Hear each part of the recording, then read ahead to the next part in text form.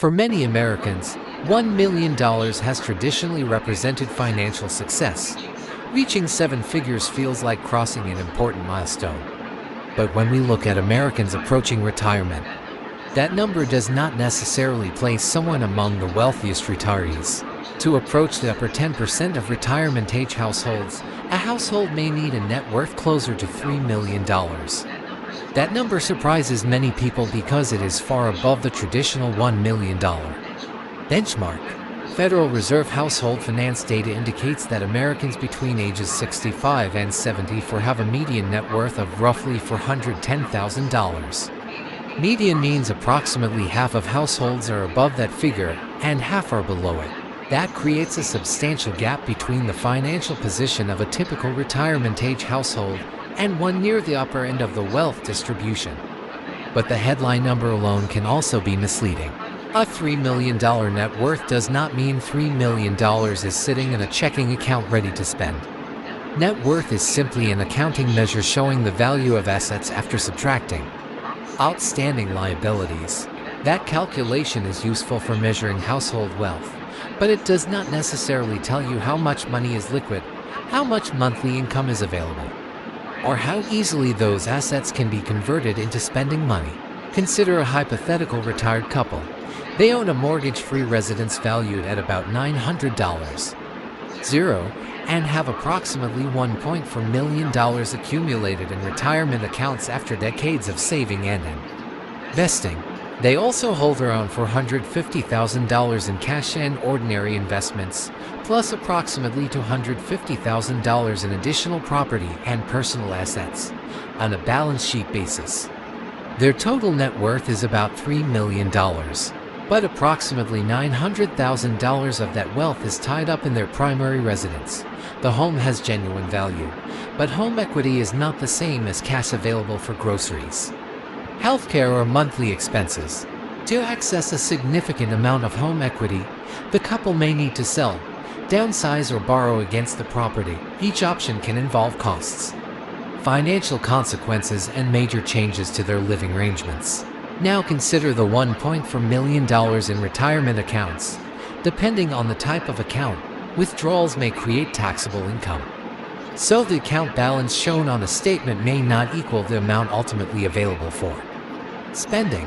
This is why not every dollar included in net worth has the same practical value. Cash is readily accessible.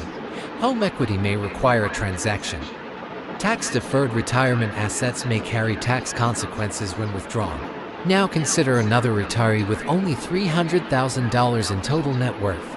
Suppose this person owns a modest paid-off home, receives Social Security, has a dependable pension, and lives in an affordable community. That retiree may appear far less wealthy on paper, yet monthly cash flow could be very stable. Housing costs are controlled. Recurring income arrives consistently, and there may be less dependence on selling investments during market downturns. This highlights an important distinction. Net worth measures wealth, but it does not by itself establish financial security. Reliable monthly income can sometimes matter just as much as the total value shown on a balance sheet. A pension is a good example. If a retiree receives $3,000 every month for life, that income stream can have substantial economic value even though it may not appear as a large lump sum asset on a conventional net worth statement. The same general principle applies to Social Security. For many American retirees, Social Security is a major part of monthly household income. Even though conventional net worth comparisons may not fully reflect its importance, geography can change the picture even further. A substantial retirement portfolio may support a comfortable lifestyle in a relatively affordable community, while the same amount of wealth may feel much tighter in a high-cost metropolitan area. Housing, insurance, groceries, services, and other routine expenses vary widely across the United States. Your nominal net worth may remain exactly the same, while your actual purchasing power changes significantly depending on where you live. That is one limitation of national wealth rankings. The ranking may be calculated nationally, but retirement expenses are paid locally. $3 million can support very different lifestyles in different parts of the country. Retirement also changes the purpose of your assets. During your working years, the goal is generally accumulation, earn income, save consistently, invest, and allow capital to compound over time. After retirement, those assets may need to support 20, 30, or even more years of living expenses. At the same time, inflation continues. Markets fluctuate, and unexpected household costs can rise. Healthcare is one of the most important examples. A retiree may have manageable medical expenses for years and then suddenly face major costs involving treatment, surgery, ongoing care, or long-term assistance. This is where liquidity becomes especially important. A household can appear wealthy on paper but still face financial pressure if most of its assets are difficult or costly to access during an unexpected emergency. Two households can each report a $3 million net worth and still have completely different financial circumstances. One may have substantial liquid investments and low expenses, while the other has most of its wealth tied up in property. That is why the composition of wealth deserves attention. A meaningful retirement analysis should consider liquidity, recurring income, taxes, fixed expenses, inflation, and the household's ability to absorb unexpected costs.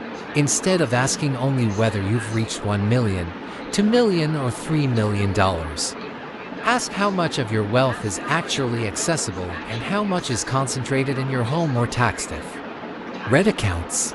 Also ask how much predictable monthly income you will receive, what your recurring expenses will be, how expensive your retirement location is, and whether your financial plan could handle a major unexpected expense.